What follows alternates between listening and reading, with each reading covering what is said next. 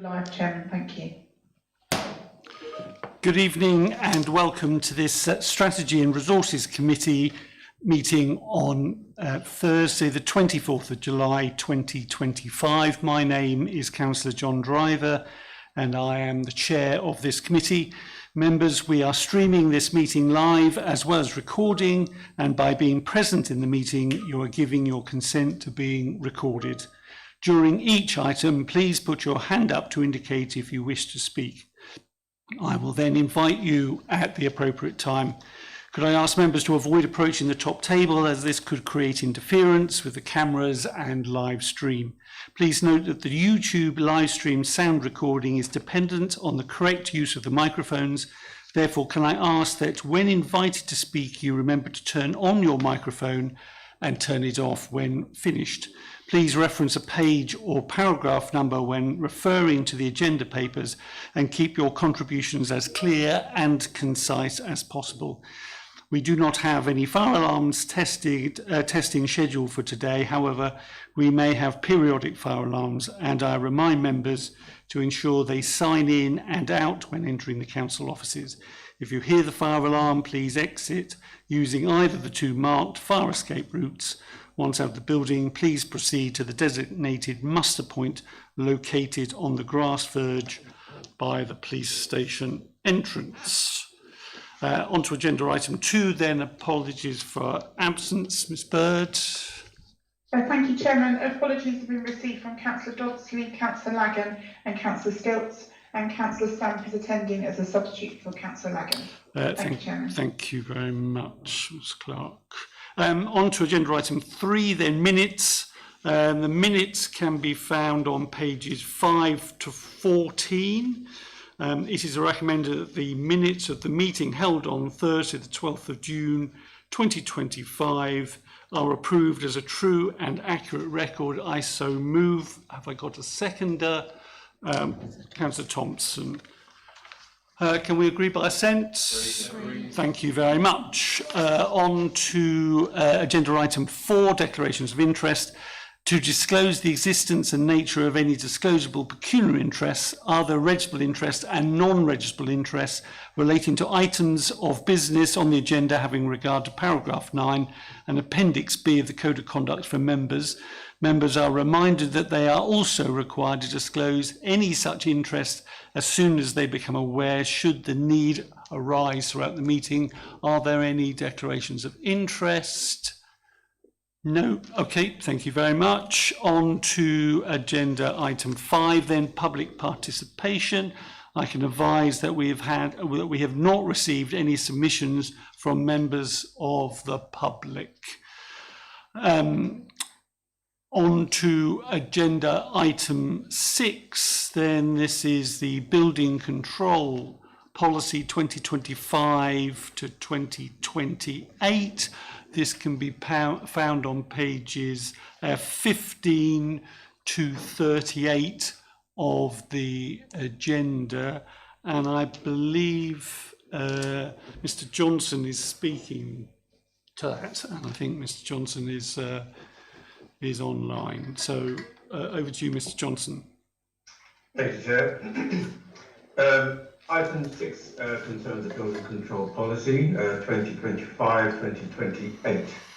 The purpose of the report: to consider the building control policy and procedures and recommend it to the Council for approval. Section 2, recommendation to the Council that the policy be approved, and 2 that the Assistant Director Planning and Implementation be granted delegated powers to amend the building control policy and procedures in consultation with the building control team manager as and when required, to ensure they remain up to date and functional. Section 3 runs through a summary of some of the key issues. It sets out that the building control services is controlled to a large extent by the Building Control Act 1984, which places the duty on local authorities to enforce the building regulations within its area.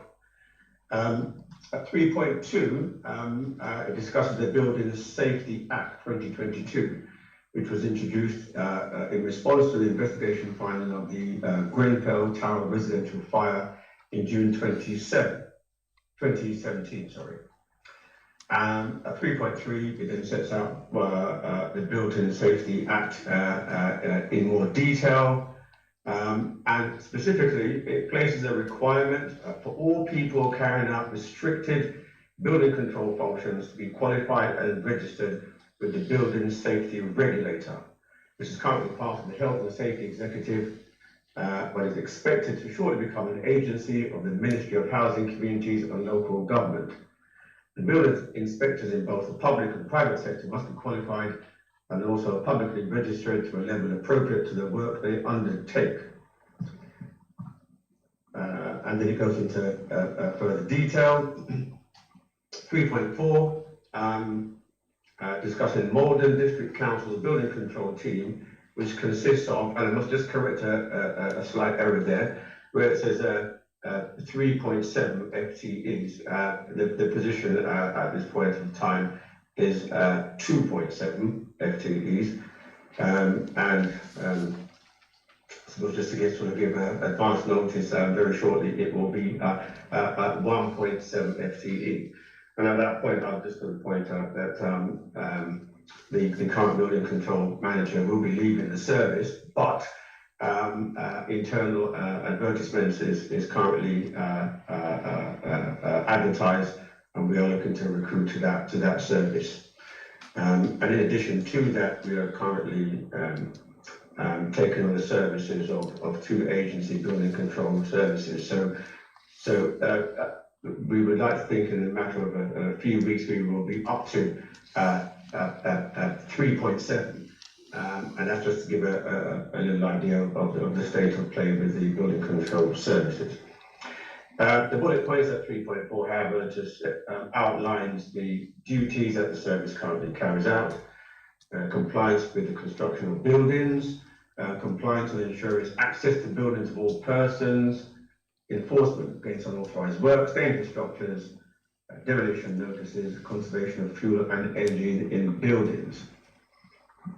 And drilling down more into terms of the purpose of the item on the agenda, in response to an internal audit, in the context that all building control services up and down the country will be subject to a building safety regulation inspection. The council carried out its own internal audit to find out the health of the service and how the service can better prepare for that building safety regulator inspection, of which there is currently no formal date. It could just be landed upon the service. So this is in preparation to that. 3.6 points out that there were a few areas of concern, and these were reported to the Performance, Government and Audit Committee on the 5th of June 2025, with several improvement actions identified for management. 3.7, this concluded that while the building control policy and procedures set out the performance targets for the function to adhere to whilst delivering the service, it was not fully compliant with the new BSR requirements, and it did not contain a document control table for version control and responsibilities for updating. The policy and procedures document in front of members sets out how this has been addressed, in particular in response to 1.1 and 3.1 of the internal audit report. And as said at the beginning of the presentation, also for the Assistant Director Planning and Implementation to update the document as and when required to ensure that it's relevant at all times. Conclusion, the building control policy and procedure has been updated to reflect the requirements of the BSR and to address findings in the internal audit. Thank you. Any questions? Myself and Steve Murray, the building control team manager, who is on the call, will attempt to respond. Thank you, Chairman. Thank you very much, Mr. Johnson. Any questions, members? Councillor Fittock. Thank you, Chair. Thank you, Mr. Johnson. I just have one sort of question really, and there's lots of reference to we aim and our objective is that type of thing. What I'm trying to understand is how much has this report changed from what we were doing before in terms of our expectations on quality and level of service? Or is it broadly the similar, or are we actually aspiring to a higher level than we were before, which could in the end up with resource implications if we're not able to meet those aspirations? The building control internal audit actually found that the service was performing well in terms of its regular statutory functions. While with all services in the council, we do aim to strive towards higher standards. The performance of the service as it stands in meeting those statutory requirements are actually quite good. Where the concerns were found was, I suppose if I could colloquially put it, in terms of record keeping and the status or the nature of the systems that we use to monitor and ensure that we are fully cognizant at all times of how the service is responding to the various elements, how we can draw on stats to show the health of the service at any particular point in time. And those were some of the particular issues. So in terms of moving the service forward and seeking higher services, particularly around those identified areas. I'm not sure if Steve has any further comment on that particular point, Steve. No, I'd agree with that, Michael. We've got statutory targets and targets that we set ourselves, and with regards to all of those, we weren't found lacking. The issues were around communication, the policy document particularly, and fees mostly. That's where the issues were. Okay, thank you. Councillor Stamp, I think you had your hand up. Yeah, thank you, Chairman. I'm going to actually ask Mr Dobson if he can help me out on this one, because my understanding when it came to PG&A, this was something that I can remember I wasn't very happy about, because they had areas of concern. We had a meeting about it, and they have actually now introduced it, and they have, I'm going to say, made it better. But there were some omissions, and I also want to say thank you for dealing with it. But why was there a gap in the first place? Why hadn't we kept legally compliant within the law if we didn't? And also, I'd like to make an amendment, but on page 16, Chair, it's got minute XXX, So I actually did take a look at the minutes, and I think if Tara can check, I think it's minute 65, which was found on page 58 of those minutes of that meeting. I do apologise, I didn't print those minutes off because I didn't think I needed to, but I'd like reassurance from Mr Dodson, because he was at that meeting. I don't think the Chief Exec was, I think he was on his hollybubs. I think there was an area of concern raised about this because we hadn't got the policy updated and it hadn't been put on the website, and we didn't charge the fees that we had to. Or am I making the incorrect assumptions through you, Chair? Thank you, Mr Dodson. Yeah, Mr Dodson. Yeah, two things, I guess. The first is the paper before us is to approve the policy, which was one of the actions that came out of the internal audit.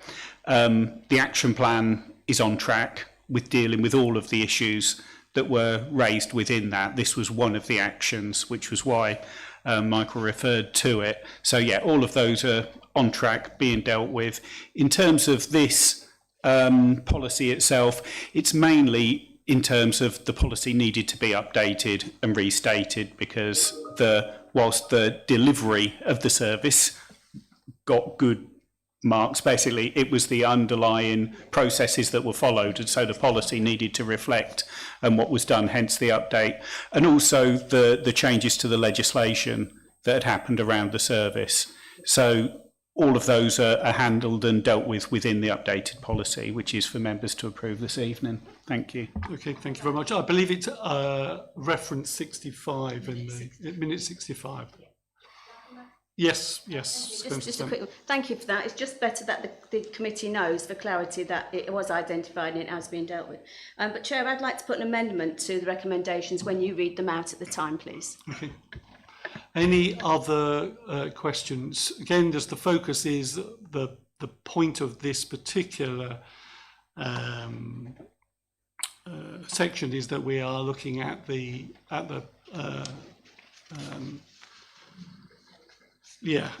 policy, and it's the policy that we're focusing on as opposed to issues relating to how that is actually implemented, which has been picked up at governance and audit. Any other questions before I go to the recommendations? Okay, well, I'll go to the recommendations then. So the recommendations to the council that the Building Control Policy and Procedures 2025 to 28 Appendix A be approved, and little 2 that the Assistant Director Planning and Implementation be granted delegated powers to amend the Building Control Policy and Procedures 2025 to 2028 in consultation with the Building Control Team Manager as and when required, to ensure they remain up to date and functional. And before I ask for a second, let's just take your potential amendment. Thank you, Chair. Could I make an amendment just to add to the little 2 that it says and come to strategy and resources just for noting. So if there are any changes within the law, I think it would be advantageous that this committee knows of any changes, because if it is just delegated to the officers, they will know, but members won't know. So all we're wanting to add on to that then Noted. is and any to, changes notified to S&R. Okay. Legal changes, yeah. Anybody got any issues with that? Councillor Thompson. Okay, well, thank you very much. If you're happy to do that, then in that case, then we've got a proposal and a seconder for the recommendation as is with that amendment.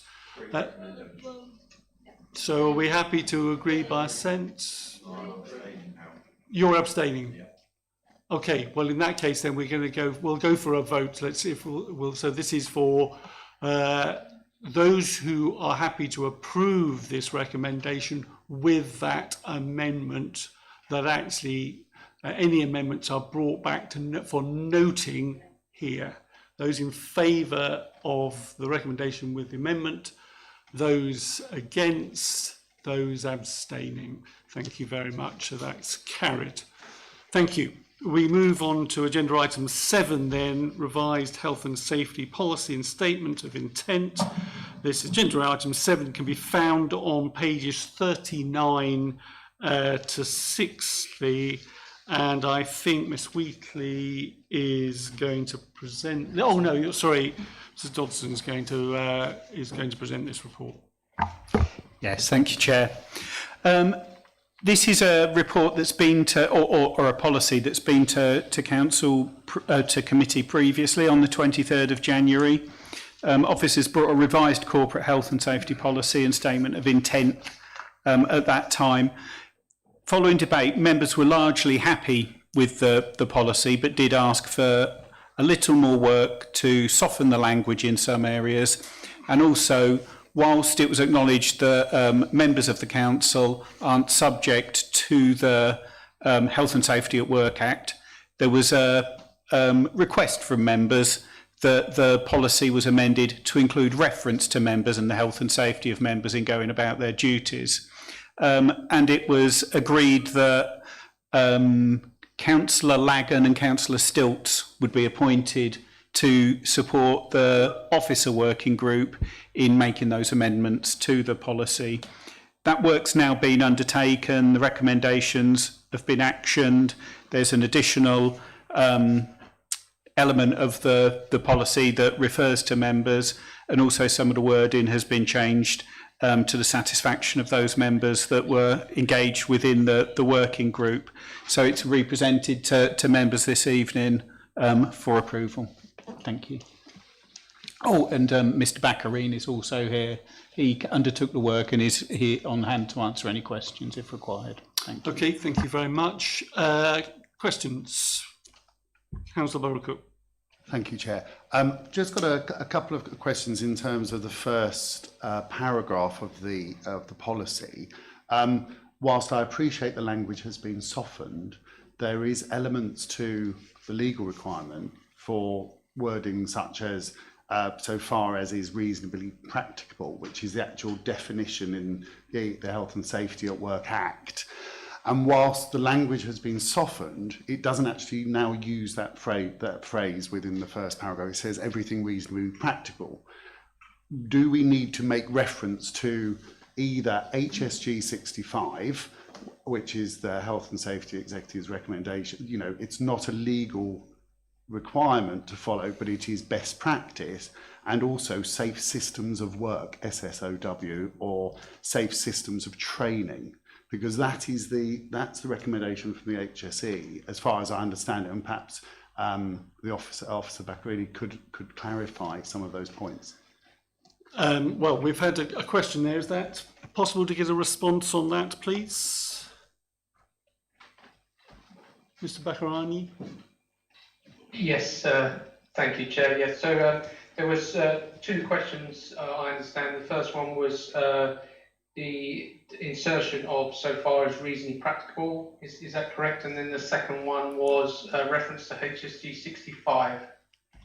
Yes, yeah. HSG 65 and SSOW, Safe Systems of Work, as specific wording within the policy. I can confirm we can add that. At the moment, I think it covers, the document covers what is legally required, but I do agree if members wish those to be added, I'm quite more than happy to add those. Can I just check, they would go in just at the beginning of the policy if we were to do that, Councillor Stamp? Yeah, thank you. I'd like to support Councillor Burrell-Cook. When I read it, I actually did some research on other district councils' health and safety policies. I think it's really important that the legislation is in the first paragraph. So you set out what legislation the whole thing refers to. It's just clearer. It just makes it more meaty for me. And I didn't realise that the language had been softened. So, Mr. Dodson, thank you for that. I think health and safety policy doesn't really need softening. It's something that you actually have to adhere to. But my other point is, how many times did the working group, and I have to be careful because I know both councillors very well who was appointed to that working group, and I don't want to get into any bother, but how many times did it work? And it would be interesting to know if they're in particularly agreement with this. But I support Councillor Burrell-Cook 100% on that. Okay, well, we've got a suggestion to make a small change at the beginning of that policy statement. Any other questions? No, it sounds like that it would be a straightforward and easy thing to do. I'm looking at Mr. Dodson, whether you've got any view on that. Anybody else have any views? Fine. Okay. So I will go to the recommendations then for agenda item 7. Oh, sorry, Mr. Baccarini. Yes, thank you, Chair. I do not disagree with any of the recommendations that were made by members. I would point out that obviously the Health and Safety at Work Act is referred to at the top of the document, not within the text, but it's in with the title. So I just wanted to make that clear that it is referred to there. Well, in that case, then, can we just clarify exactly what we were asking for, Councillor Burrell-Cook? Thank you. And yes, absolutely. The Health and Safety at Work Act is mentioned right at the top, so that is absolutely fine. What I feel should be inserted is the reference to where on the second sentence we will do everything reasonably practicable. The actual legal terminology is SFAIRP, so far as is reasonably practicable, and the wording is very set out within the Health and Safety at Work Act. So if we're adding a different wording, we just have to be a little bit mindful of that. So I think we should refer back to the actual legislation. And then the other element is where it says we are fully committed to ensuring health, safety and well-being of all of our employees. It should make reference to HSG 65, which is the Health and Safety Executive's best practice, and safe systems of work, if the officer is in agreement with that. Those two sentences changing. Mr. Baccarini, are you happy with that? Does that work from your point of view? Okay. Yes, I'll check with the text for safe systems. If it's not mentioned, it's easy to insert in the relevant area, yes. Okay, I'm just looking at other officers as Yeah, well. yeah. No issues from that. Okay, so I will read out the recommendations then. Recommendation to the council that little 1, that the revised health and safety policy appendix 1 and statement of intent be adopted. Here subject to that small change at the beginning, which we've just discussed. Little 2, that the roles and responsibilities of the leader of the council, committee members and key staff be noted. And little 3, that the annual review period be noted. I so move. Do I have a second? Councillor Durham. Right, could we have a vote? Those in favour of that recommendation, please. Everyone. Okay, thank you very much. Carried. So that's every Spurred. And I think I was being asked how many votes for 6, wasn't I? I think it was 7 for, 1 against, 1 abstention. Thank you, Chairman. Thank you. 6. Sorry? Only 1 abstention. Oh, 1 abstention. Sorry, 7. It was 7 for and 1 abstention. Sorry, 7 for and 1 abstention. Councillor Stamp. Yeah, thank you. Could I ask about that? I thought it was always by majority. Unless it's a recorded vote, you don't actually have to put... Well, the reason I was asked was because actually we had a note saying how many was it, so that's why. Okay, I'm responding to a request. So, okay, we're not asking for names, we're just simply confirming how many. Okay, we will move on to agenda item 8 then. Simpler recycling. These can be found on pages 61 to 74. And I think, is this you, Mr. Dodson? It is, yes. Thank you. Thank you, Chair. This report seeks permission from members to issue a letter of intent to Suez, our waste contractor, to procure an additional vehicle. This is to allow the expansion of the garden waste service to the whole district, ensuring compliance with simpler recycling legislation. As a council, we have very good recycling rates and a really good waste service, and it's important that that service is maintained and meets the conditions of simpler recycling. The funding for the vehicle has been identified, and it is within the report, the request to issue the letter of intent that's requested from members this evening. Mrs. Farrell's also with us this evening, and I'll hand over through you, Chair, to Tracy if there's anything you wanted to add to the introduction of the report. All I was going to add is that the context is that in March 2023, the process for this contract, for the waste contract, was agreed. And of course, they were planning for the next quite a amount of years. So in principle, it's been agreed. But it was then called, it wasn't called simpler recycling at the time, it was called consistency of collections. So, you know, now the legislation's changed. So it's just really to update you on the detail of it and the fact that what was previously approved was 115,000, and in 2 years that's now become 130,000 due to inflation. So it's just an update rather than anything new. Thank you. Thank you. Questions? Councillor Siddle. Yeah, this is something that obviously because of government changes we are having to do this because all homes need to be collected from now. At the moment, the only reason we're second is because Rochford put their food waste in with their garden waste. So that's the only reason we're second in Essex in terms of recycling. So next year, Rochford have got to separate that. So hopefully, in terms of us doing this, that will put us back on top again. And we can be proud of the relationship that officers have with Suez and the way we work together and the service that Suez provides. Yeah, it's exemplary. Good, thank you. Councillor Stamp. Thank you. I know I'm going to have residents in Stony Hills, Cohoot, running around because they're actually going to have their green waste collected after so many years of not being able to because it's a single track road. So I'd like to thank you. But I thought we'd agreed purchase of this vehicle a couple of years back. Yeah, but it's gone up in price. It's gone up in price. Yeah. Well, I think it's a no-brainer, and I certainly support this recommendation. Thank you. Councillor Fittock. Yeah, I think, I mean, obviously this is to increase capacity. I mean, I'm assuming though there might end up being an increase in costs because sewage, I presume, will need resources to drive these lorries. But aside to that, I mean, there are, Councillor Stamp's right, in as much as that I know that smugglers down at Hawthorne have been trying to get collections for food waste and garden waste for a long time. So I hope that it will also be part of a review of the areas that can be delivered to them, but perhaps not on the map at the moment. Any other questions, members? Then in that case, I'll go to the recommendation that members agree a letter of intent is sent to Suez to procure an additional vehicle to add to the current fleet to allow for the expansion of the garden waste service to the whole district, ensuring compliance with simpler recycling legislation.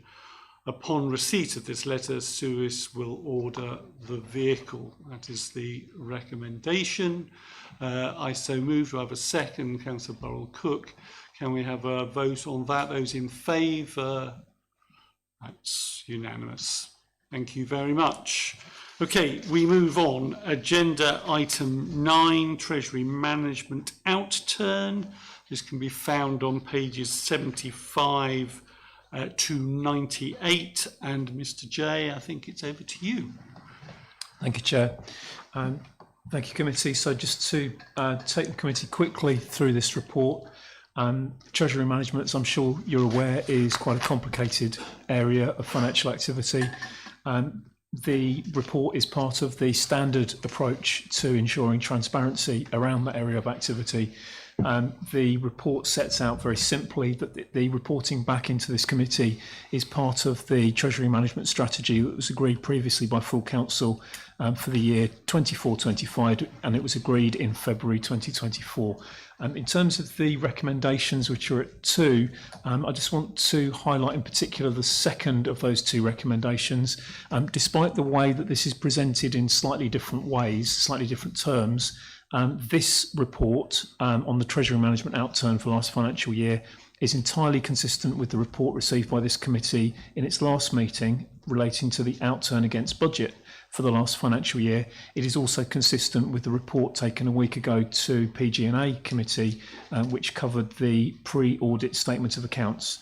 So there is a clear triangulation, which we're happy to take councillors through if necessary, between the different reports.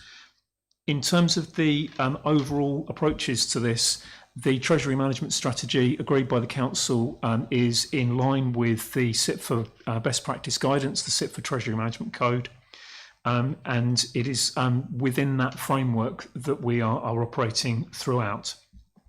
It covers the investment activity. Again, just for clarity on that, obviously in managing the bank account of the council, we need to make sure that whenever we are about to spend money, for example, paying staff, paying suppliers, paying out housing benefits, etc., that we've got sufficient funds on hand to be able to manage that. But from time to time, because of the way that these things can be unpredictable, we find ourselves with some surplus levels of funding. We are then empowered through the Treasury Management Strategy to invest those in particular ways which can help secure additional funding which we can use to support council activities. In terms of the content of the contents of the report, if I just draw the committee's attention, I think probably primarily to paragraph 3.1.3, which notes that there was an average of 24.7 million under investment during the course of the year. The position as at the 31st of March was less than that, and that's referred to elsewhere in the report and is also itemised at the back of the appendix, the last page to the appendix. 3.2.1 flags that we take independent advice from the Link group. Link provides specialist treasury management advice on how best to manage our affairs in this respect. They are independent, they're extremely useful, and basically we don't do anything without consulting with them in the first instance. They're extremely helpful, and we refer back to them. Paragraph 3.3 reflects that we don't have any external borrowing as a council. That is unusual. It is worth noting, however, that it is set out clearly here. paragraph 3.4.4 sets out that during the course of the year, working with those surplus balances that we were occasionally able to work with, we secured an extra 270,000 in earnings and investment income through the course of the year. Average returns across different types of investment are set out at 3.5 and at 3.6, probably crucially from my perspective, it's important that the committee notes that all of the prudential indicators that were set out in the Treasury Management Strategy were complied with through the course of the year. So we were working within the code as we said that we would do, as members asked us to do, and that was what we complied with throughout the course of the year. There's an awful lot of technical stuff in there, quite happy to take questions on that. It is quite lengthy, it is quite complex. Apologies for that, but it's a really important report in terms of the overall governance of the organisation. Chair, happy to hand back to you. Okay, take any questions. thank you very much, Mr. Jay. Questions, members? Councillor Stamp? Yes, sorry, yes. Apologies, Chairman. Mine's only a procedural issue. I can't recall. Does it just go to this committee then full council, or does this then go anywhere back to PG&A? I'm sorry, I'm getting a bit confused. I believe, I'm just looking at office, I believe it goes from here to full council. I would imagine, sure. Yeah. I think we're getting nods at the front here, so I think procedurally that's the process. Okay. Where does PG&A then fit in, or have we already fitted in? Mr. Jay, if you'd like to... Full council are required per the SIP for Treasury Management Code to adopt the strategy. The reporting back on performance against the strategy is then back into strategy and resources. Should there be anything relating to, for example, internal audit review of compliance with the process, that would come back through PG&A. Lovely, thank you. Okay, thank you. Any other questions, members? Councillor Lay. Thank you, Mr. Chairman. Yeah, just like to thank you for a very comprehensive and clear report here, laying out everything in simpler language. It can get quite complex when you're describing some of the elements here, and being one of the simpler people here, it's nice to be able to understand and comprehend with clarity what's happened here. Just a small thing. Item 4 conclusion is misspelt. Can that just be amended for the next one? But thank you very much for that report. Okay, thank you. Any other questions, members? No, in that case, then I will go to the recommendations. There are 2 recommendations. Little one, that the Treasury Management Outturn 2024-25 be reviewed for compliance purposes. And 2, that the committee notes the alignment between the Treasury Management Outturn, the budget outturn for 2024-25 and the 24-25 pre-audit accounts, which provides confirmation of the overall reported position. I so moved. Do I have a seconder? Councillor, I think I saw Councillor Lay's hand go up first. Members, can we vote on those in favour of those recommendations? Unanimous. Okay, thank you very much. If we move on to agenda item 10, fair funding 2, the future of council funding. This can be found on pages 99 to 116. And again, I think this is back to you, Mr. Jay. It is. Thank you, Chair. I seem to be getting all of the interesting bits of jargon this evening, for which I apologise to the committee, but I'll try and make our way through this one as simply as possible. Fair funding has been in the air since, I think, at least 2018 as being something whereby government would seek to review the way in which resources were allocated out to different councils and how that could be balanced between resources and spending or demand for council services. Fair Funding 2.0 is kind of an interesting title. It is the government's title to the consultation. It is an important consultation, and it is unfortunately lengthy and very detailed. However, it is likely to be setting the course for funding for local government for some time. If I just take the committee briefly through the overarching content of the consultation, and also in particular, I think it's important to note the way in which we arranged the response to the consultation for the deadline, which is the 15th of August. I can just sort of take you through that as part of the paper. The overall problem with this is that, on the one hand, everybody wants local government funding to be incredibly simple. They also want it to be fair, and you cannot have both. The more fair it is, the more complicated it is. The more simple it is, more arguably, the less fair it is. That's just the way these things work.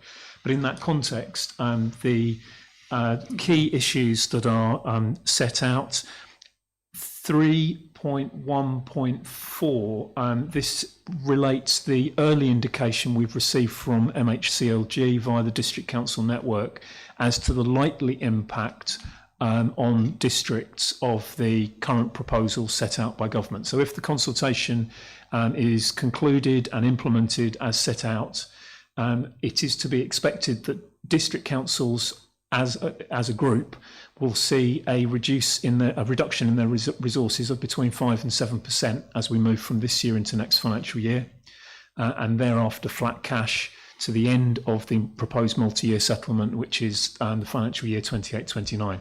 That's illustrated in Table 1, which shows the relevant level of funding which comes through from government, the core spending power, and that drops, as you can see, from the current year into next year, and then stays level. So that would mean that there was no funding coming through to support inflation. So whatever inflation does over the next couple of years, government wouldn't fund that through district councils in that way.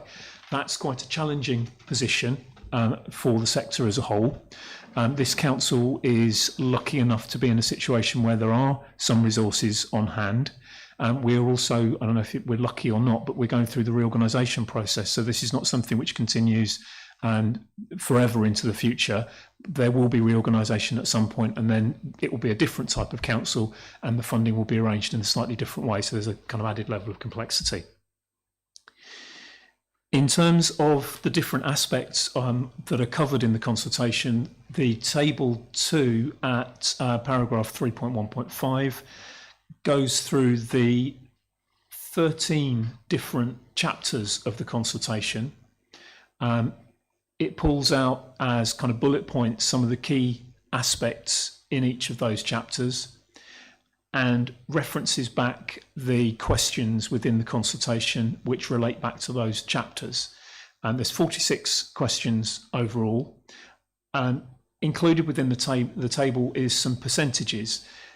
It's not an accurate guide, but it does give a sense of where government is particularly concerned and possibly even interested in responses, because some areas are more complex than others and they are asking more questions. So in particular, you can see that chapter 12 has questions between number 35 and number 45, and this is around the repositioning, or the updating, if you like, of the relative needs formulas. These are of critical importance. They are deathly boring, and they will affect absolutely everything going forwards.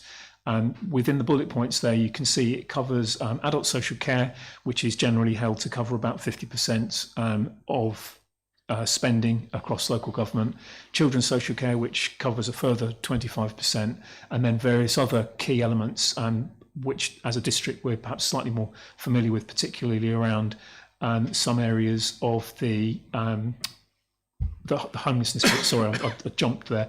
So children's, adults, some of the foundation formulas, including waste, that was the bit that jumped out to me, but obviously, and planning, but libraries and some of the other non-social care areas are split between different areas and provided in different ways. There's a lot of detail in there. There's also some important detail in the previous chapter, chapter 11, around sales fees and charges. Sales fees and charges are typically always complicated and difficult within any council. Government is seeking or proposing various ways in which guidance could effectively be created for councils about how to do this. Councillors will wish to form a view on how appropriate some of those suggestions may or may not be.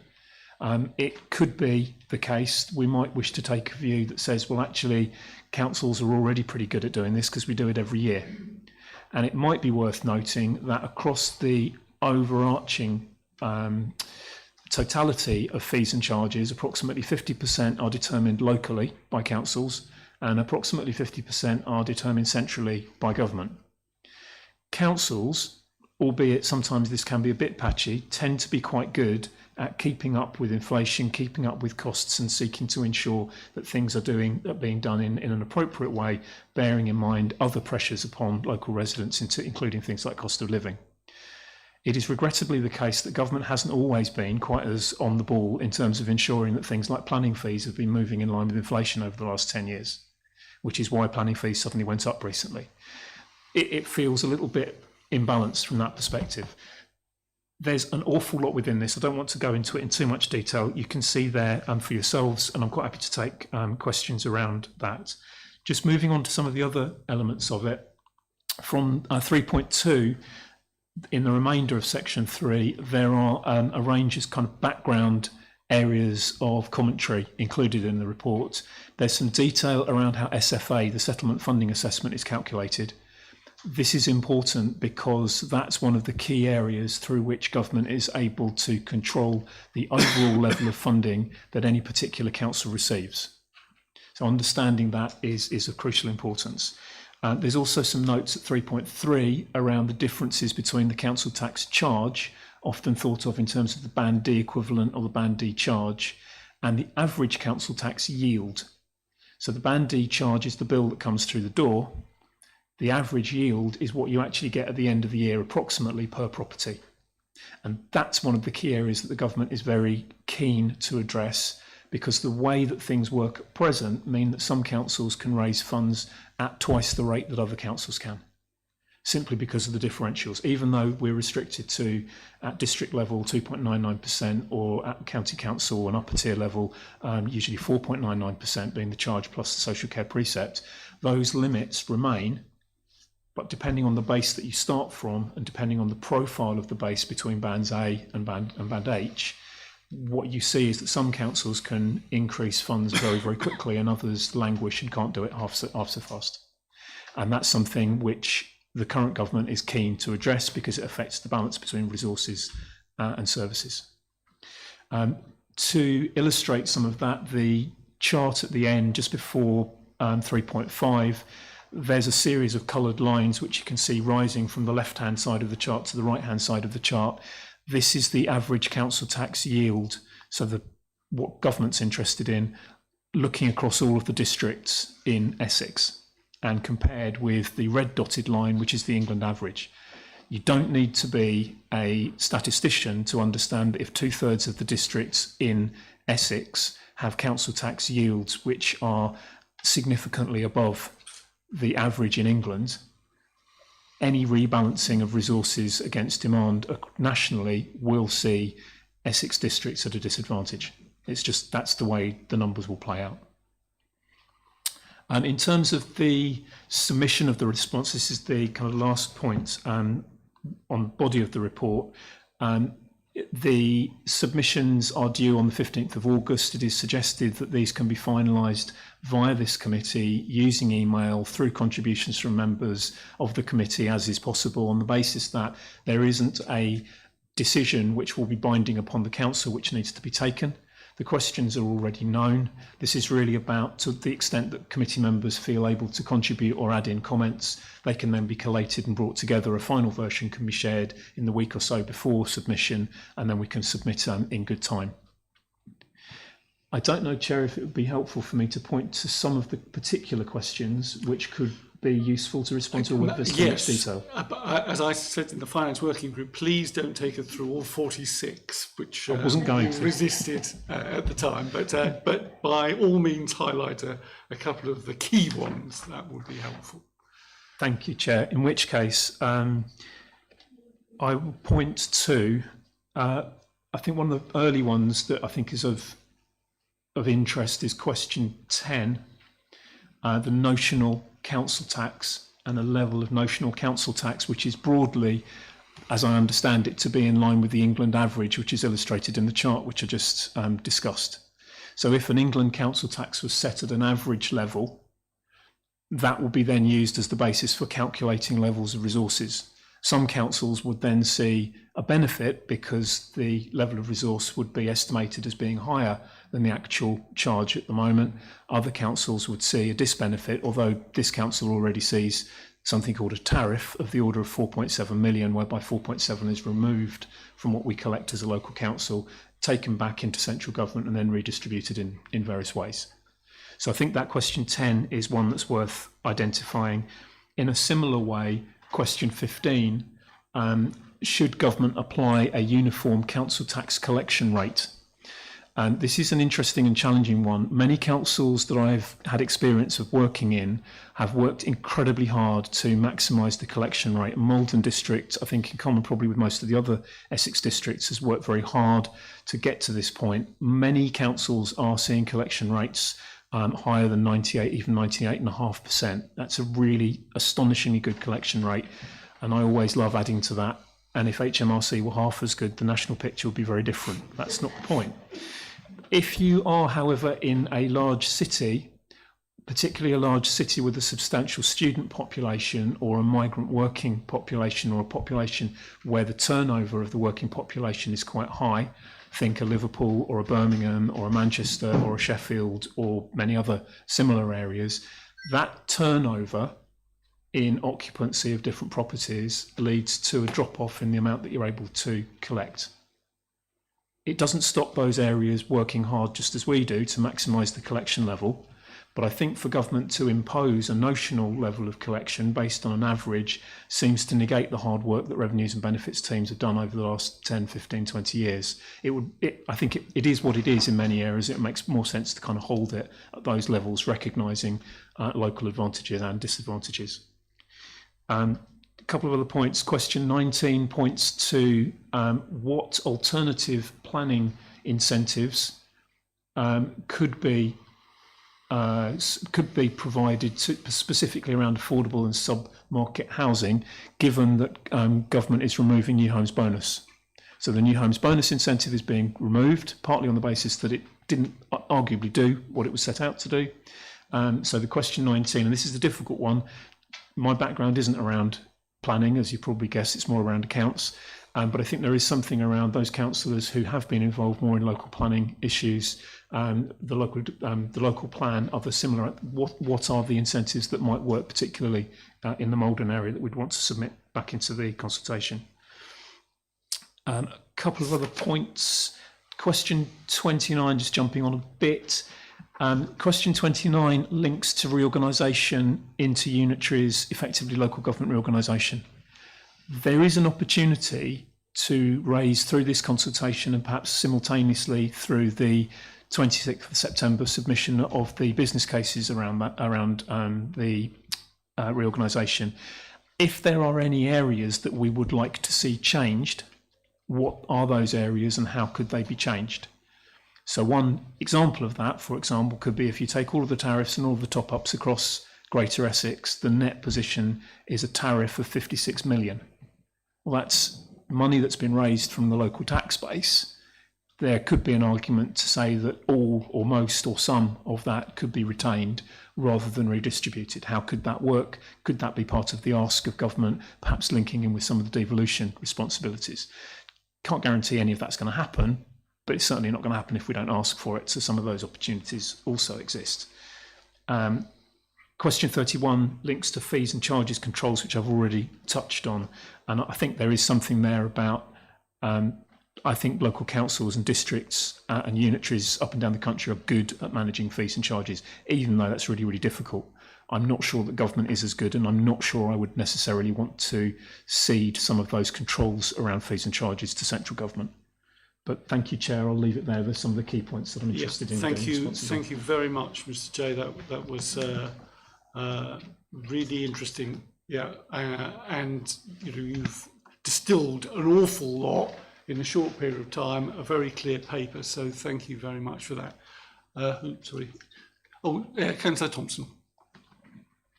Thank you, Chairman, and thank you, Mr. J. That's very clear.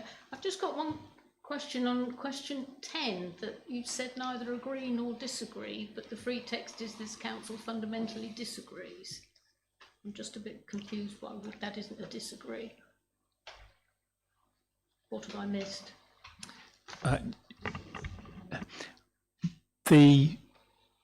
First of all, yes, it's not clear, quite right. This was seeking to put together some initial responses so that the committee would get a sense of how this process can work and what we can say about it. The rationale from my perspective on question 10 is that the general approach of equalising the benefit, the resources available from council taxation makes sense, but that's already being achieved through the top-up and tariff amounts. So actually, is this not simply doubling up on something which already exists? So the principle, I think, is a reasonable one. The mechanism is perhaps unnecessary, so that's neither agree nor disagree. Although you're absolutely right, on reflection, it could possibly have been worded better.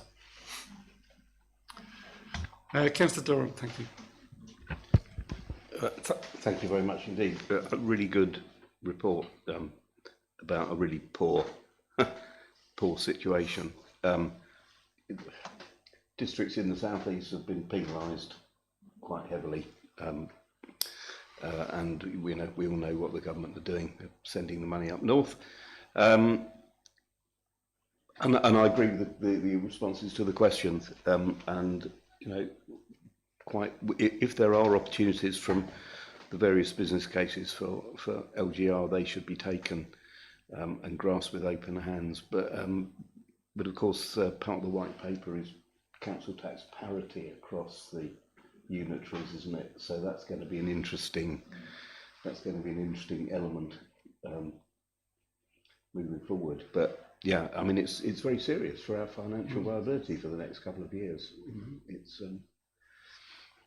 yeah, I'm afraid the writing was on the wall right from the word go. But there you go. We are where we are. Indeed. Any other? Yes, Councillor Fittock. Yeah, I mean, I can understand what they're trying to do. Whether it's the right thing to do or the wrong thing to do is up to them, I suppose. So, but it refers to, in a couple of seconds, about wages and earnings. When I was reading it, it didn't specify what they're going to base their earnings on, because there were two types of earnings that they use in measurement: residence-based earnings or workplace-based earnings, which are quite different. So perhaps I mean, can send a question on that, but I just wondered if you knew off the top of your head.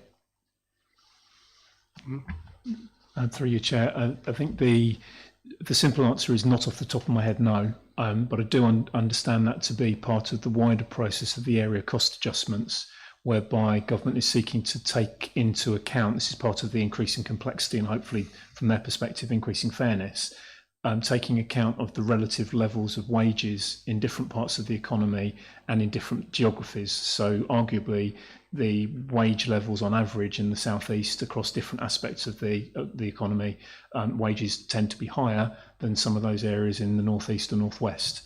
The difficulty of employing some groups is greater or lesser in different parts. They're trying to take account of that. Whether it's going to work, I'm not yet sure. It's difficult to say for exactly some of the reasons that you're raising, but it's which measures do they use and how do they apply them? If I come back to the reason I raise it, because I mean it will be important because we've got one of the lowest median workplace earnings in the country, but we've got some of the highest prices of houses in the country in council tax. So I'm not sure how this is going to pan out when they get to it, really, because what you're saying is right in terms of equalisation, but if they have a counterbalance of wages, we might not end up quite so bad off. Councillor Siddle. Yeah, I think fairer funding is a contradiction in terms. It's not fairer funding at all. And one of the only perhaps positive is the fact that they're doing a longer term settlement, which gives more certainty in terms of local authorities, but that's small measures in terms of the overall. And we've only got to look at the Maldon district and how we lack in terms of services, how we lack in terms of infrastructure, how we don't have bus services. You go to my in-laws in Newcastle and there's a bus going past every 10 minutes. And it just exacerbates me that they don't, that it's political, isn't it?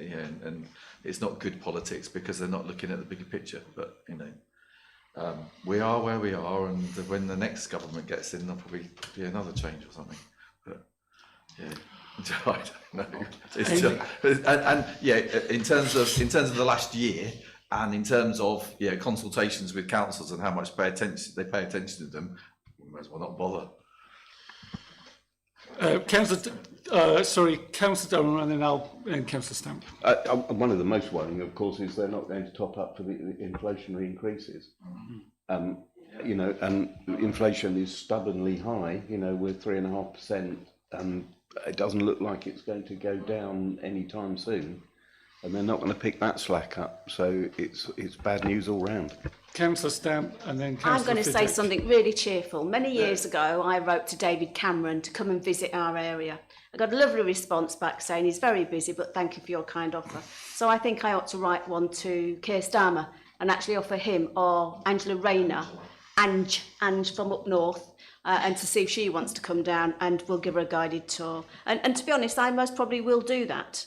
Just to see if we get a response, because there is a serious message here. We're going to be penalised, and I do agree with people up north getting something, but not at the cost of people down south. They should be doing it in a different way. Well, it's part of a major part of our responsibility to represent the residents of this area. That's what we're elected to do, and that's what we should be doing. Okay, I'll take Councillor Fiddick, then Councillor Burrell-Cook, and then I think I'm going to wrap this up, because we're probably not able to move us on or resolve this particular one. But Councillor Fiddick, and then just one thing, really. I mean, I guess the moral of the story is build smaller properties, you get more more funding. But on that, when do you need the question? Yeah, back in. Yeah, that was my final question. So if you would like some responses, when would you like them back by? As soon as you're able, and I can start collating them and updating them. What I'll do is I'll use the appendix as it's set out. I'll update that and then share that round in the week before submission, so that depending on people's availability, you're able to review. I think, Chair, if you're agreeable, if the committee are agreeable, I don't think it's necessary to kind of sign off and say whether you agree or disagree. We all know that the deadline will be the 15th. It will be submitted probably late on the 14th. If we can work from the sort of the 7th of August through to the 14th on that basis, and then I'm sure we can put together a reasonable response. And you will then just circulate what you're about to send Indeed. off. Yeah. Okay. I think I'm looking around and really. No. Yes, I know. Councillor Burrell-Cook. Yeah. Thank you. Thank you, Chair. I would agree with Councillor Fiddick in so much as building smaller houses may benefit because it would lower the amount. Yeah. But I'd also agree with Councillor Stamp on writing to Angela Rayner, but could we ask her directly to use public transport to get here? Because I think she would have a problem at times. Thank you. Okay, thank you very much, members. So I will read out the recommendations. So the recommendations are: little 1, that the committee discusses the key points of the consultation and the outline provided of proposed responses to come from Maldon District Council. Little 2, that the committee approves the proposed approach to finalising the MDC response, noting the deadline for submissions is the 15th of August. Proposed approach is below. Little A, the MDC submits responses aligned to other sectorial responses that may be expected in due course from the bodies such as the District Council Network, the Local Government Association, and the local councils in Essex, for examples. And then little B, that the proposed draft responses to all questions are shared with the committee members before submission electronically, on the basis that the subject matter is already largely confirmed, and so in-person discussion will not be necessary. That's the recommendation. I so move. Do I have a second? Chairman, I just, should we add into that list of people, we now have the Shadow Secretary of State for MHCLG as a local MP, who some of us know very well. Yeah. We could. I'm just looking whether that is helpful. Why? Yeah. Okay. So later. Yeah. Absolutely. Why not? So we will add that into the list. It's just it's another example, somewhat else that we can. Okay. All right. So I so move with that addition to the list, but there will probably be other additions to the list actually, because it's not an exhaustive list. So I so move. Do I have a seconder? Councillor Thompson, can we have a vote? Those in favour, please. Unanimous. Yeah. Thank you very much. Okay, we move on then to agenda item 11, budget monitoring report, period 2 and medium-term financial strategy update. This can be found on pages 117 to 136. And Mr. Jay, it's over to you again. Thank you, Chair. So again, in a similar mode to the previous two reports, again, there's quite a lot of information here, but there are some key points that I wanted to highlight for the committee. So if it's okay, what I'll do is I'll just take the committee quickly through the key points of the cover report and some of the headlines coming out of the appendices. There's one area that I will come back to, however, which is the update on the MTFS, because that bridges between some of the early indications of the what will come through on the fair funding results and starts to articulate what that might look like for Maldon from the perspective that we need to start work on building the budget for 26-27, at least on the officer side. So it's just starting to put that context together. Just overall, period 2 is always a very early report in the year. It's quite difficult to come forward with particularly detailed forecasts. We're only just getting going on a lot of things. As much as anything else, this is part of the process that I'm going through with the team to make sure that we're up and running and coming through on a timely, routine basis with financial updates for this committee and for the staff and members in the council. It's good that I can also confirm that this is the period 2 position. I understand that I will be getting the draft of the period 3 position shortly in the next day or so. So we've set out as we mean to continue. So period 2 has been reported in good time. Period 3 and subsequent periods will also be reported in good time. The report covers a number of the forecast as at period 2, some of the changes that are proposed around environment, so movements between one budget head and another, the impact on reserves of any additions to budgets, but also takes us through some of the key areas in terms of the available funding. The details at section 2, obviously in the usual way, set out the recommendations and link through to the appendices. Most of the detail is held in the appendices. In section 3, the key issues are highlighted. So 3.2 sets out the period 2 forecast, which at this point is approximately 220,000 overspend. Whether that will materialise or not, that kind of position can vary quite substantially as the year progresses. 3.3 sets out the capital position. The capital position currently assumes that there will be substantial spending in capital. There's about 6 million in the capital programme for the current year, but a large proportion of that relates back to the leisure contract. Now, I know that there's various areas of concern around the leisure contract anyway. This isn't to do with that, but there is a question around how quickly some of that new contract will be able to get moving in order for the capital works to progress and the costs then to be incurred and shown within the capital programme for the current year. What is to be expected is that there could well be some slippage. It's more likely to slip back to next year than next year's spending to come forward, although it could be a bit of both.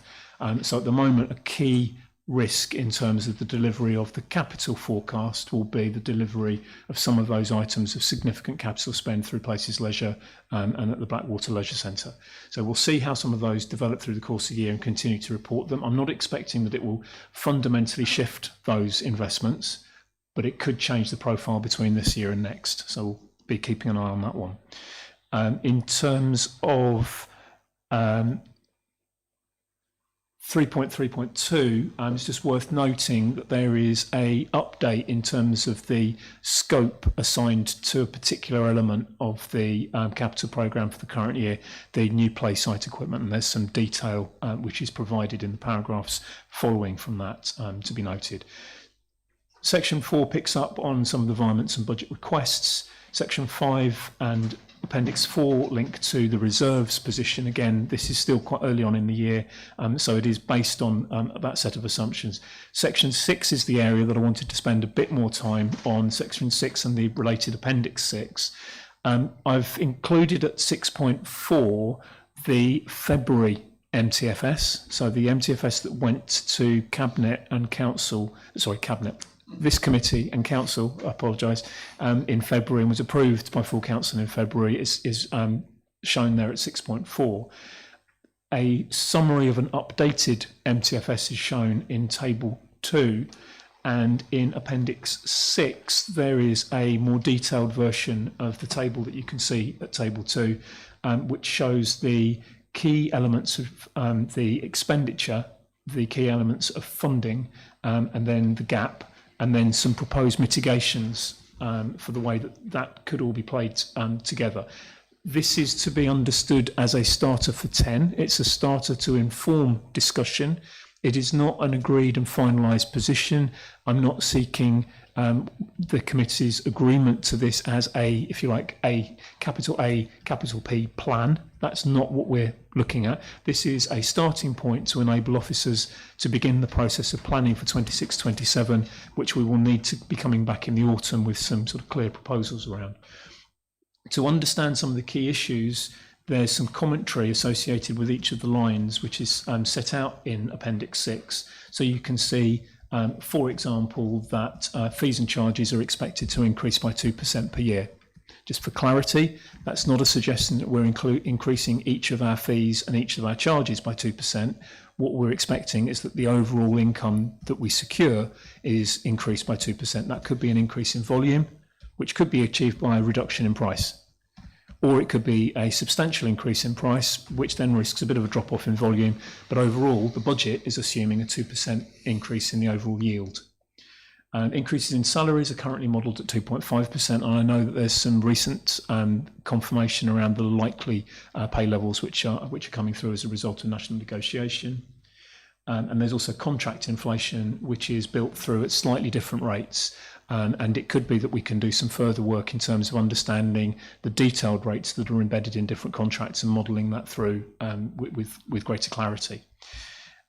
That's on the expenditure side. On the funding side, you'll notice that New Homes Bonus, that first line, drops out completely at the end of this year. That's my understanding based on my reading of the fair funding proposals. It just drops out at the end of this year, and it will then be recovered, I think, into it's either recovered into recovery grant or into the RSG revenue support grant.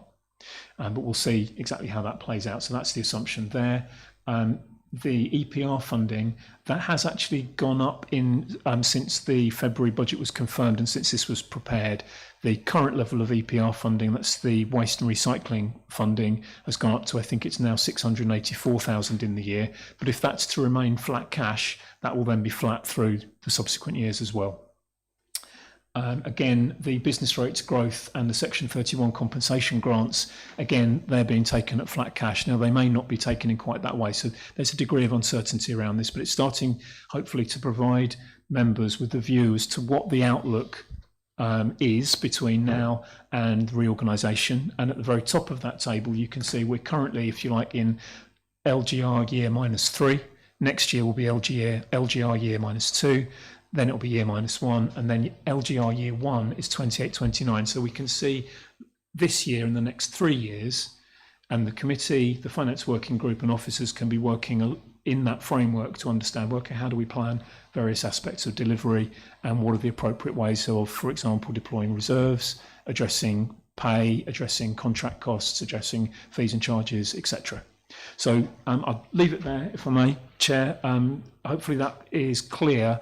Again, this is an indicative position. It helps officers to start the process of financial planning, and there will be a further update on the MTFS to come back to this committee in the early part of the autumn. Thank you very much, Mr. Jay, for again a clear and comprehensive report. Members, questions or observations?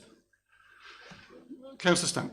Could I ask the recommendation little c, is this little c recommendation because of the leisure contract? So it gives you agility? Because I picked up that there may be some concern about the leisure contract. So is that what this is based on? Happy to take that one, Chair. Yes, please. Yeah. Mr. So Chair. the recommendation at C is done without any regard at all for the leisure contract. It's simply done in terms of the overall corporate position, taking account of the balance sheet position that we're holding in terms of the potential for using reserves in this way, and the approach to the potential approaches that could be taken to pay and to contracts. The outline of the thinking, if I can express it in this way, I think it's reasonable that residents are given some assurance that officers and members are working together to maximise value for money, hence looking for efficiencies. But at the same time, government's proposals, which could lead to a loss of something like £1 million in funding to this council between 25-26 and 26-27, when we have some reserves on hand, there is the opportunity to deploy those reserves at some level to help mitigate something which is not being driven by local circumstances, it's being driven by national policy decisions. And if we didn't do that, there could be a direct impact on the scale and the scope of services the council was able to offer. So it's trying to strike a balance between value for money and preservation of services as much as possible. Can I come back for a minute? Yes, you can. Yes. Yeah, so I take on board, and the first thing that you said between members and officers, there's no member on there, so I'd like to amend that and say that the leader of the council goes on that decision-making process. Well, that's why I asked the question, to find out if it was going to be said. So my amendment is that the chief exec, that thing, but including the leader of the council, please. Which is what we've done in the past. Exactly. Okay, well, that's a recommendation. I'm just looking across at the chief exec, whether I haven't got any issues with that as a chief finance officer. My only comment would be that we've already enjoyed a degree of conversation around this in Finance Working Group, and I would expect that to continue. The point about referencing officers is really about preparing the planning process in the round for the delivery of the budget for next year, not to confirm and accept that the decisions over how the gap for next year is to be bridged will be a decision for members. Officers will need to come forward with proposals around how some of that can be achieved. That'll be all. Chair, I didn't catch the first sentence. You said about something and the working group relationship? The Finance Working Group has already had some conversation around specifically this issue. It will not be the use or not of reserves, and the proportion of reserves to be used or not will not be determined by officers alone. It will come through conversation with the Finance Working Group, with members, and eventually will be determined initially through this committee and then subsequently through full council. It is merely starting the process of understanding the options which face us in the round, rather than homing in on particular solutions at this stage. Thank you. Well, I've made my amendment recommendation. Okay, yes, thank you very much. You've made that suggestion, and I think that's... Well, let's just take any other comments. Sorry, you... I wanted to say something as well. Yeah, sorry then. Councillor Siddle. Yeah, it is interesting that in the past couple of years we've had to make this amendment a lot, whereas before, when these reports came to full council, it was always the chair of strategy resources and the leader. So I don't know why the leader, and it's not not that I obviously want to be there, but it's always been the chair of strategy resources and the leader. So I don't know why. For the last 2 years, it's been off all the recommendations whenever these. So we've had to keep doing this. So it's just being aware of that in the future. The other thing that I would like to draw attention to is obviously 3.3.2, which is the update on the capital programme, and the significant 3.3.2.1, which is about the West Maldon Community Centre, and Mr. Shaughnessy is here tonight, and I think it's really important that we recognise that.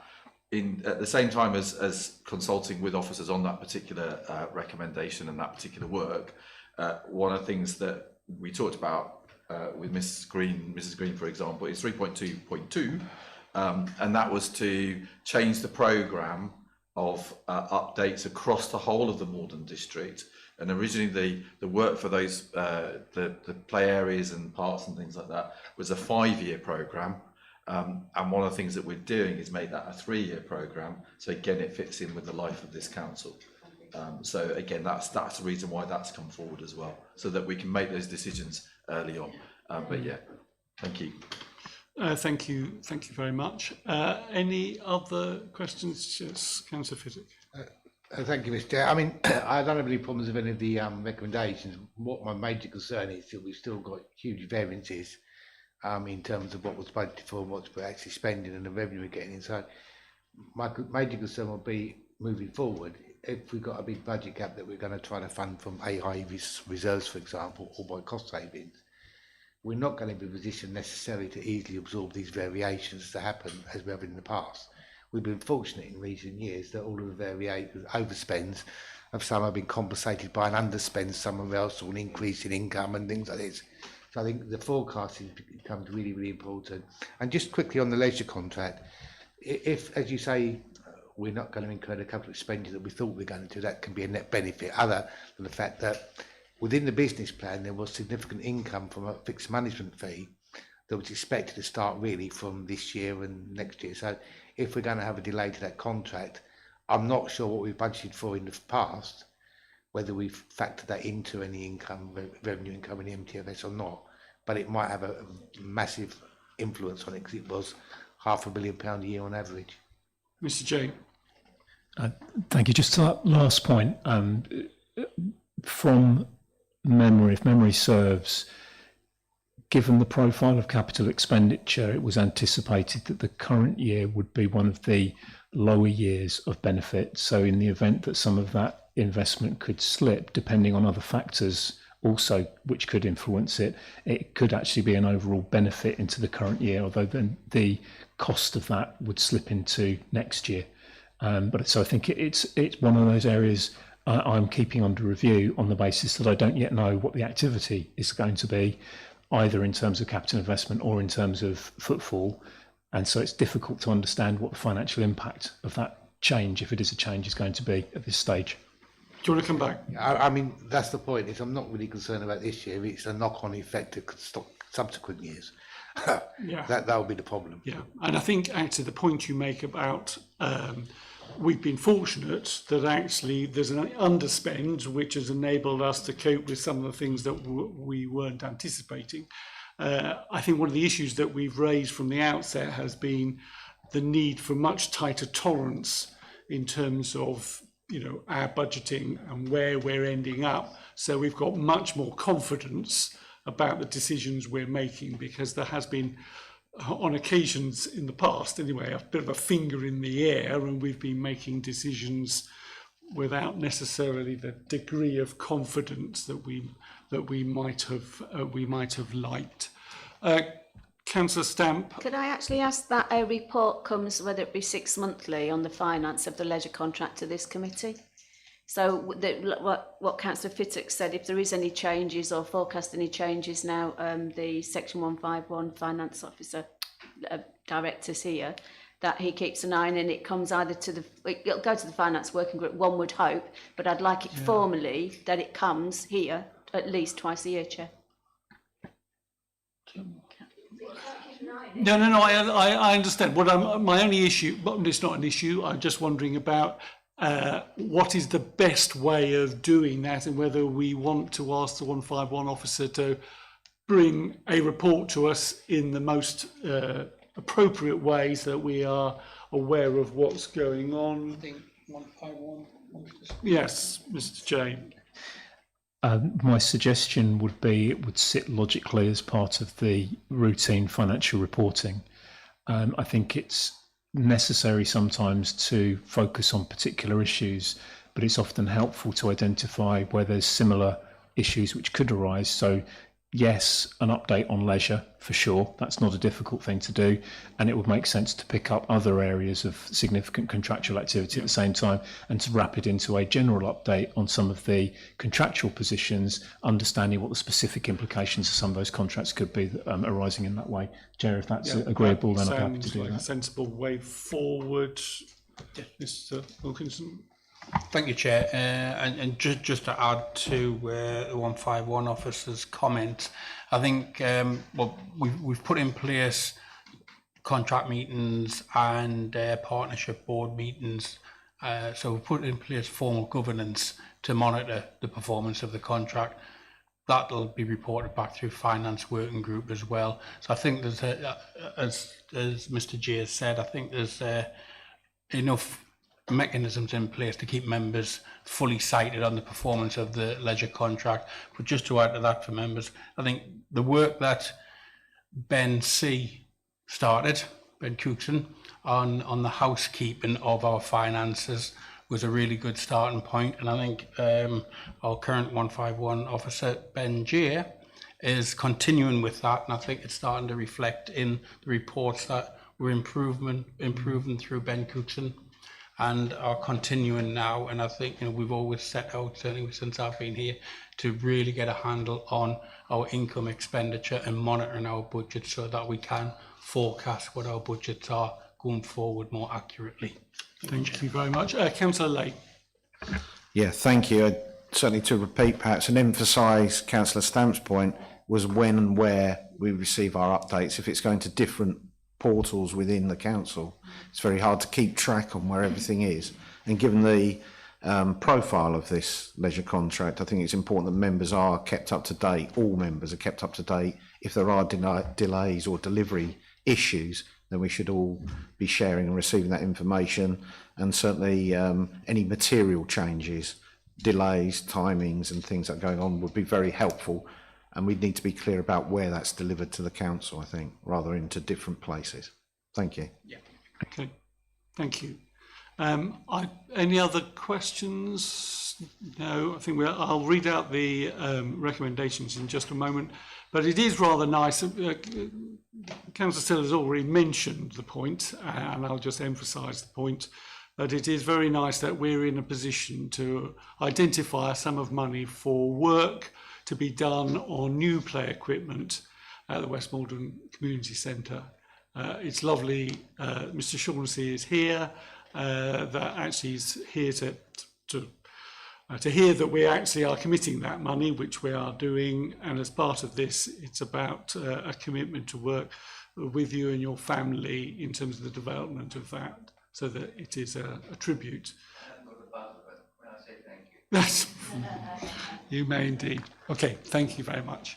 Okay, recommendations. There are a few, but I will have to go through these. So recommendations, little one, that for the revenue budget monitoring forecast position for period 2, 31st of May 2025, an overspend of 226k against the net service budget of 12,620k be noted. This is offset against a funding surplus of 422k, thus an overall surplus of 196k is forecast for the full year. Further information can be found at Appendix 1 along with reasons for the significant variances.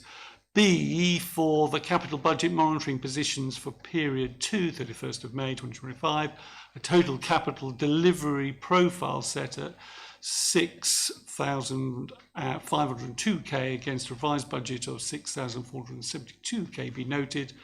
An addition of 29k worth of capital budget. Further information can be found again at Appendix 2 along with reasons for significant variances. C, the Chief Exec be granted delegated authority in conjunction with the chairperson of this committee and the leader to apply funds from the contingency budget post-varmint, Appendix 3, with any impact on the net expenditure position then being openly communicated to the Strategy and Resources Committee through routine reporting at the earliest opportunity. Little 2, that the varmint's cost neutral to the budget and budget request totalling 174k detailed in Appendix 3 be approved to be processed and updated on the ledger. Little 3, that the movements in both the general fund balance and earmark reserves in Appendix 4 be noted. Should the forecast remain unchanged, the impact will be an additional 196k increase in the general fund balance totalling 8,777k and little 4, that the revenue budget recommendation, or reconciliation rather, in Appendix 5 be noted. And finally, little 5, that the committee requests the officers begin planning for future savings as outlined in the revised MTFS position in Appendix 6, and confirms that the use of reserves in future years before LGR is a reasonable approach in the current circumstances. I so move. Do I have a second? Councillor Sam, thank you very much. Can we vote those in favour, please? Thank you very much. Unanimous. Okay, we move on then to agenda item 12. Any other items of business that the chairperson decides are urgent? I have none. And on to agenda item 13, exclusion of public and press. That under section 100A(4) of the Local Government Act 1972, the public be excluded from the meeting for the following items of business on the grounds that they involve the likely disclosure of exempt information as defined in paragraph 1.2 and 3 of part 1 of Schedule 12A to the Act, and that this satisfies the public interest test. I so move. Do I have a seconder? Councillor Thompson, can we have vote those in favour? Thank you very much. Okay, we move on.